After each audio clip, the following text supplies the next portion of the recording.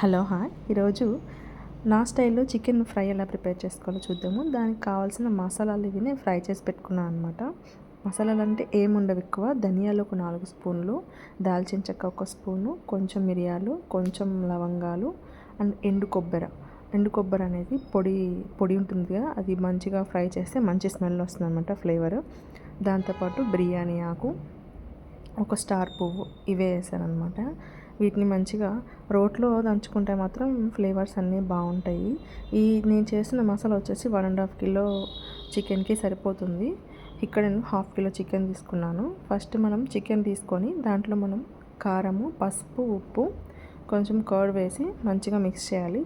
ఇక్కడ మనకి కర్డ్ అనేది పుల్లగా ఉంటే నిమ్మరసం వేయాల్సిన పని లేదు. ఒకవేళ కొంచెం స్వీట్గా ఉంటే మాత్రం నిమ్మరసం ఒక చెక్క పిండుకుంటే బాగుంటుందన్నమాట. మంచిగా మ్యారినేట్ చేసుకొని పక్కన పెట్టుకోవాలి. 1 అవర్ పక్కన పెట్టుకోవాలి. ఈలోపు మనము మసాలాన్ని ప్రిపేర్ చేయడం అయిపోతుందన్నమాట. కాకపోతే మసాలా ప్రిపరేషన్ ముందు చూపించాను. ఇందులో ఇప్పుడు కడాయి పెట్టుకొని కడాయిలో ఆయిల్ వేసుకొని, ఆయిల్లో మనకి తాలింపు గింజలు ఇలాంటివి ఏమి వేయకుండా ఆనియన్స్ సన్నగా కట్ చేసి అందులో వేసేసి ఆనియన్స్ బ్రౌన్ కలర్లో వచ్చే వరకు వేయించుకోవాలన్నమాట. ఇందులో నేను కొంచెం సాల్ట్ అండ్ కొంచెం పసుపు వేస్తున్నాను. పసుపు అనేది ఎక్కువ యూస్ చేయొద్దు, అంటే వేడి చేస్తుంది కాబట్టి. ఇప్పుడు వచ్చే ఎండాకాలంలో చికెన్ కూడా వేడి కాబట్టి పసుపు అనేది కొంచెం తక్కువే యూస్ చేయండి. మంచిగా ఫ్రై అయ్యి గోల్డెన్ కలర్లోకి వచ్చాక కొంచెం అల్లం వెల్లుల్లి పేస్ట్ కూడా కలిపేసి మంచిగా ఫ్రై చేసుకోవాలన్నమాట. ఇప్పుడంతా మంచిగా ఫ్రై చేసుకొని కలర్ చేంజ్ అయిన తర్వాత మనం మ్యారినేట్ చేసుకున్న చికెన్ అనేది దీంట్లో ట్రాన్స్ఫర్ చేసుకొని మంచిగా కుక్ చేసుకోవాలి. ఈ చికెన్ అనేది మనకి దేంట్లో అయినా బాగుంటుందన్నమాట. రైస్లో కానీ, చపాతీలో కానీ, బగారా రైస్లో, ఓన్లీ ప్లెయిన్ రైస్లో కూడా బాగానే ఉంటుంది. సో ఇది మనం చికెన్ వేసుకున్న తర్వాత మనకి మూత పెట్టి కొంచెంసేపు వదిలేస్తే చికెన్లో ఉన్న వాటర్ అంతా రిలీజ్ అయిపోతుందన్నమాట. అలా మనం అకేషనల్గా కొంచెం కలుపుతూ చూసుకుంటూ ఉండాలి.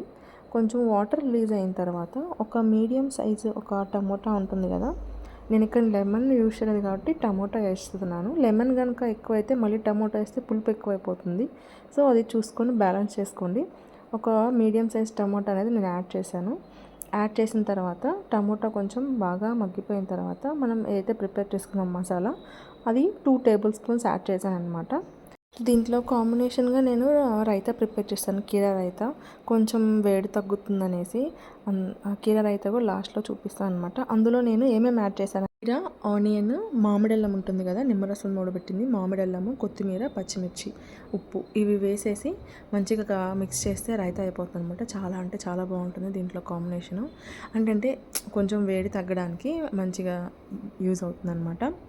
ఫైనల్గా పిల్లలకు కొంచెం నేను తీసేసిన తర్వాత ఇంకొంచెం నేను కారం ఎక్కువ వేసేసి కలిపాను అనమాట. పిల్లలకి ఇందాక మ్యారినేట్ చేసిన చికెన్లో కారం సరిపోతుంది, మనకి సరిపోదు కాబట్టి ఇంకొంచెం మసాలా, కొంచెం కారం యాడ్ చేశాను. ఇంకా కొంచెం అది మనకి వాటర్ అంతా పోయే వరకు, డ్రై అయ్యే వరకు మనకి వేయించుకుంటూ ఉండాలి. మనకి ఇలా కంప్లీట్గా వాటర్ అనేది అయిపోయిన తర్వాత లాస్ట్లో కరివేపాకు అండ్ కొత్తిమీర అండ్ 1 గ్రీన్ చిల్లీ స్లిట్ వేస్తే చాలా బాగుంటుంది అనమాట. ఇంకా దీంట్లో అడిషనల్గా నేను ఏం యాడ్ చేస్తానంటే జీడిపప్పు యాడ్ చేస్తాను. లాస్ట్లో అంతా అయిపోయాక కొంచెం నెయ్యిలో వేయించుకొని అందులో వేసుకుంటే చాలా అంటే చాలా బాగుంటుందన్నమాట, ఫ్లేవర్ కానీ టేస్ట్ కానీ. ఇది నేను ఎప్పుడు చేసే స్టైల్ అనమాట. చికెన్ ఫ్రై ఇలాగే చేసుకుంటాను. ఈ మసాలా అనేది నేను ఒక 15 డేస్ వరకు ఫ్రెష్గా చేస్తూ ఉంటాను అనమాట. ఆ మసాలా వల్లే మనకి చికెన్లో ఫ్లేవర్ అనేది బాగా వస్తుందన్నమాట. ఇది నేను చెప్పాను కదా రైతా, ఇందులో క్యారెట్ కూడా యాడ్ చేశాను. సో ఇలా మనం ప్రిపేర్ చేసుకోవచ్చు మంచిగా.